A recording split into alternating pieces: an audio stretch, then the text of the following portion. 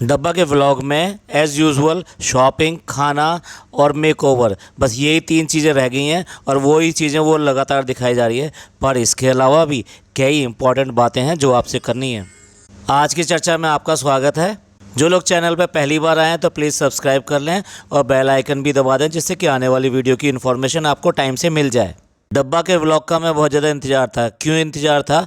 वो इसलिए इंतज़ार था कि पिछली बार जो व्लॉग आया था उसमें तो दिखा दिया इसने अपनी नंद की कितनी इज्जत करी और किस तरह की बॉन्डिंग दिखाई, और या उसके साथ में टाइम स्पेंड करने की कोशिश करी या नहीं करी, जो बिल्कुल भी नहीं करी थी। अब देखने वाली बात ये थी कि उसके बाद में आपस में कुछ और इनका बेटर होता है या नहीं होता है। हमने सोचा था डेफिनेटली बेटर होगा, क्योंकि जब एक ही जगह रहते हैं तो फिर आपको बात करनी ही पड़ती है और वहीं पे ही वो जो आइस ब्रेक हो जाती है और तब आप ये सब कर सकते हो। हालांकि डब्बा से उम्मीद ये बहुत कम थी। और ये जो नया व्लॉग आया है इसमें उसके घर गए हैं, ये नंद के घर गए हैं। एक्चुअली क्या है, ये जो मौधा है, मौधा में इतना बहुत ज़्यादा होता है कि एक ही लड़की उसी गाँव में किसी और लड़के से शादी करती है। तो इस तरह से मतलब बहुत ज़्यादा इंटरनल रिलेशंस हैं, एक दूसरे के यहाँ के रिलेशन हैं। तो वहीं लड़की होती है, वहीं उसका मैका होता है और वहीं उसकी ससुराल बन जाती है। तो इस तरह का बहुत ज़्यादा रिलेशन है। तो यही रिलेशन जो है इसकी नंद का भी है, यानी उसकी ससुराल भी यहीं पर है। तो इस बार उसने वहाँ पर आकर सीधे सीधे देखो दूसरे दिन ही वहाँ पर पूरे गांव को, अपने गांव को वहाँ पर दावत दी है, यानी कि इफ्तियार कराया है। इफ्तियार के बाद में फिर पार्टी भी दी है, मीन्स खाना भी कराया है। तो देखिए, ये होता है अपने गांव में अपने लोगों के साथ में व्यवहार करना। और एक ये है, ये सिर्फ और सिर्फ अभी लगे जा रहे हैं, शॉपिंग में लगे जा रहे हैं, मार्केट घूमने में लगे जा रहे हैं, मेक ओवर करने पे लगे जा रहे हैं। अरे रमज़ान का महीना तो ये है, जो कुछ करना है आपको इसी महीने में करना है, तो आप ये सब चीज़ें तो कभी भी कर लोगे। और फिर क्या यहाँ पे यही सब करने के लिए आते हो? हमें तो पूरी उम्मीद थी, क्योंकि इनकी जो गुरु है या जिसकी ये कॉपी करती है, उसने भी पूरे 500 लोगों का, लगभग 200 लोगों का जो है वहाँ पे इफ्तियार कराया था। और उसको देखने के बाद में लग रहा था कि ये भी यही काम कराने वहाँ पे जाएगी, वहाँ पे करेगी। वैसे भी गांव में धाक जमाने के लिए तो सारा पैसा खर्च करती है, क्योंकि गांव में चाहिए इसको इज्जत, क्योंकि वहीं पर ही इन सब की इज्जत कुछ नहीं है, पूरी फैमिली की इज्जत कुछ नहीं है। तो इसलिए जो ना वहाँ पर इज्जत कमाने के लिए पैसा खर्च करती है, लोगों को इन्वॉल्व करती है और किसी भी तरीके से अपने आप को अच्छा बनाने की कोशिश, ये दिखाने की कोशिश करती है। तो ठीक है, फिर ये गई अपने नंद के यहाँ और उसकी इफ्तियार में, और जितना इसने शूट किया उसमें नंद के घर का एक भी व्यक्ति वहाँ पे दिखाई नहीं दिया। और लास्ट में आते समय कुछ लोगों के साथ में फ़ोटो खिंचवा रही थी, तब उसकी बेटी जो है वहाँ पर उसके साथ में फ़ोटो में दिखाई दी। बिल्कुल भी एक बार भी कुछ नहीं बोला कि मैं जो है बाजी के घर गई थी और वहाँ पर बहुत अच्छा लगा हमें, उन्होंने ये सब किया। कुछ भी मतलब एक फॉर्मल जो कुछ बोला जा सकता था वो भी कुछ नहीं बोला। और बाजी तो कहना ये जानती ही नहीं, मतलब अभी भी नंद का टाइटल लगाया है। नंद जो है एक रिलेशन को कहते हैं, बाजी एक अपनापन होता है। प्यार में बड़ी बहन को बाजी कहा जाता है। तो इसमें जो अपनापन होता है ना, वो नंद और ये जो भाभी इस तरह की चीज़ों में नहीं होता। तो अभी भी अपने आप को यही दिखाने की कोशिश कर रही है। ये व्लॉग के स्टार्टिंग में ही वो गिफ्ट लेकर आया, पहले तो वो आके जो है वो ढिंढोरा पीट देता है कि जब ये देख रही थी इधर उधर, तो मैंने देखा कि भी ये कॉस्मेटिक्स वगैरह की तरफ देख रही है, तो वहाँ गया और जाके वो लट्टू ले आया कॉस्मेटिक्स। और वो कॉस्मेटिक्स जो है वो ईद की गिफ्ट की तरह, यानी ईदी की तरह उसको देना चाहता है। तो अब जो है वो आ गया है, तो भैया छुपेगा कहाँ। अब जब इसने देख ही लिया डब्बा ने, तो वो खोल कर वो दिखा रही है कि ये है। और मुझे बहुत अच्छा लगा कि ये जो है मेरे लिए इस तरह से लेकर आए, और ये ईदी मेरे लिए बहुत ही स्पेशल है, क्योंकि ये फ़र्स्ट टाइम वैसे है कि जब मैं यहाँ पर ईद मना रही हूँ।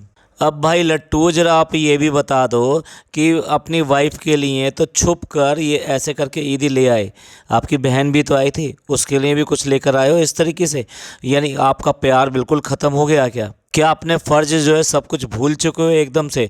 और सरप्राइज़ देना क्या सिर्फ वाइफ के लिए ही है? सरप्राइज़ आप बहन को भी तो दे सकते हैं ना, तो वो भी तो खुश होगी कि देखो अचानक ही मेरे लिए कुछ लेकर आया है।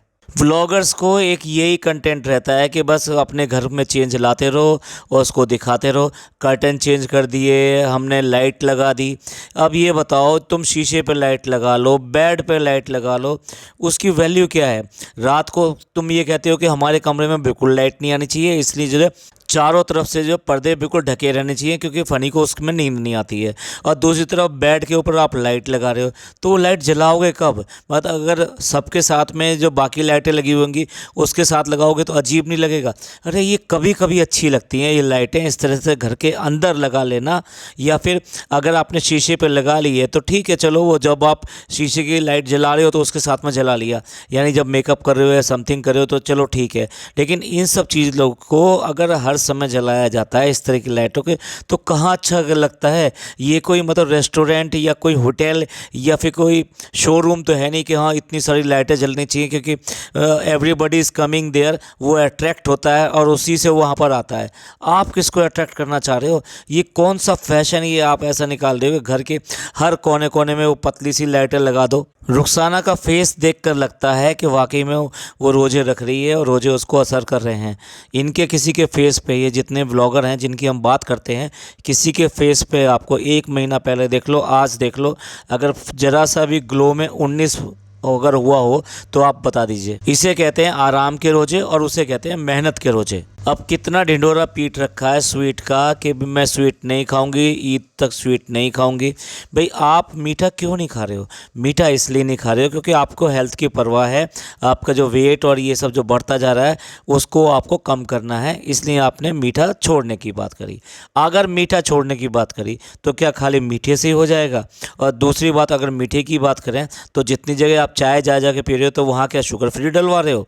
आप बाहर स्टेशन पे पहुंच गए थे, कल स्टेशन के जंक्शन पे पहुंच गए थे वहाँ पे चाय पीने के लिए, उसके अलावा घर में चाय पी रहे हो, जब खाला के जा रहे हो तब चाय पी रहे हो, और जब भी चाय पी रहे हो तो क्या वो क्या बिना उसके पी रहे हो? और उसके अलावा हम जो बात पॉइंट आउट करना चाहते हैं, बिरयानी तो मुझे कभी भी है, मैं खाने को कभी मना कर ही नहीं सकती। तो क्या बिरयानी में अच्छा खासा जो चिकनाई नहीं होती है? चावल खुद जो है बहुत मोटापा लाते हैं, उसके अलावा आप गोश्त खा रहे हो, गोश्त भी तेल वाला खा रहे हो, जितनी अफ्तारी कर रहे हो वो सब तले भुने की कर रहे हो। तो ये सब क्या है? ये भी उसमें आता है या ये भी उसमें नहीं आता? या सिर्फ और सिर्फ मीठे का एक ड्रामा करके दिखाना है? अकेले इसी व्लॉग में 2 बार जाके शॉपिंग करके आई है। अब देखिए खाना लेके जा रही है वो, और खाना लेके जो खुद देने जा रही है, तो मतलब ये समझ में नहीं आता, इसको बाहर भागने का शौक़ लगा पड़ा है। खाना तो वो बच्चे जो है उनमें से किसी को बच्चों को बोल देगी तो वो खाला के घर दे आएंगे, और दूसरी बात ये कि अगर फ़नी को बोल देगी तो फ़नी दे आएगा। लेकिन इसको बाहर घूमना ही घूमना है, घर में बैठना ही नहीं है। और हाँ, घर से जब बाहर जा रही है तो वो सूट जो चेंज किया है उस सूट को पूछ रही है कि ये कैसा लग रहा है, मैं इसमें कैसे लग रही हूँ? और फ़नी जो है ये कह रहा है कि हाँ इसमें तो तुम बहुत अच्छी लग रही हो। और ठीक पीछे चारपाई पर ससुर बैठे हुए हैं, और ससुर के सामने इन दोनों की ये मस्ती चल रही है और ये बात हो रही है। इतनी भी शर्म नहीं है कि इस तरह से नहीं पूछा जाता। ख़ास तौर से इस तरह की जो गांव और ये सब जो इलाके होते हैं यहाँ पर बहुत ज़्यादा ससुर की ये शर्म की जाती है, उसके सामने इस तरह की बातें बहुएं नहीं करती हैं, और वो दोनों के दोनों इसमें लगे पड़े हैं। यहाँ पे भी कुछ शर्म नहीं है। रात के 11 बजे खाला के घर जा रही है और पूरे टाइम वहाँ रहेगी रात में, और सहरी के टाइम आएगी। भाई अगर 27वां रमज़ान की रात है और उसमें बहुत इबादत करते हैं, क्योंकि इसी दिन जो है हमारा कुरान शरीफ जो है नाजिल हुआ था, तो इस दिन की इबादत जो है अलग ही होती है, और इस दिन सारी रात लोग भाई इबादत करते हैं। तो वहाँ इबादत अपने सास के साथ बैठ के नहीं कर सकती थी, वो क्या अकेली इबादत करेगी?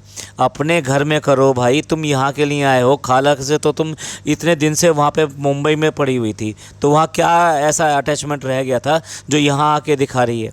यहाँ दिखाना है तो अपनी सास से दिखाओ, अपनी ननद से दिखाओ, अपने ससुर से दिखाओ, जो यहाँ पे रहते हैं उन लोगों से दिखाओ, तब उन्हें लगेगा कि हाँ अभी हमारी बहू यहाँ घर पर आई है। और ऊपर से वही पुराना वाला ड्रामा करके दिखा रही है, अरे मत जाओ, अरे मत जाओ, मुझे छोड़ के मत जाओ, सुनो तो सही, सुनो तो सही। और वो भी बड़े मज़े से करिए, टॉक टू माई हैंड। ननद के घर से पहले उसको नान गोश्त दे के गया और वो वहाँ पे लेकर गई है खाला के यहाँ। उसके बाद में वो बिरयानी और जर्दा भिजवाया है, और देखो बिरयानी और जर्दा एक ही टोकरी के अंदर डाल के, मैं टोकरी कहूँगा वो, और क्या कहूँ उसको, उसमें हाफ़ हिस्से में जो है वो जर्दा पड़ा हुआ और हाफ़ हिस्से में बिरयानी पड़ी हुई है। मीठा नमकीन दोनों एक ही जगह डालकर दे दिया। वापस आई है तो सहरी के लिए घर पे आई है, तो जो अम्मा यानी कि सास हैं उन्होंने जो पराठे इसके लिए बना के रख दिए, और जबकि पिछले दिन क्या कर रही थी, रखे हुए पराठों को को सेक के रोटी को पराठे की तरह सेक के शहरी में खिला रही थी। मतलब इतना भी नहीं है कि खुद जो है ताज़ा खाना बना सकें। भैया ऐसा तो हमने कहीं नहीं देखा कि हस्बैंड को कोई भी जो है बासी रोटी या पुरानी रोटी खाने दे। और अब भी महारानी के लिए पराठे जो है वो बना के रखे गए, ये सास।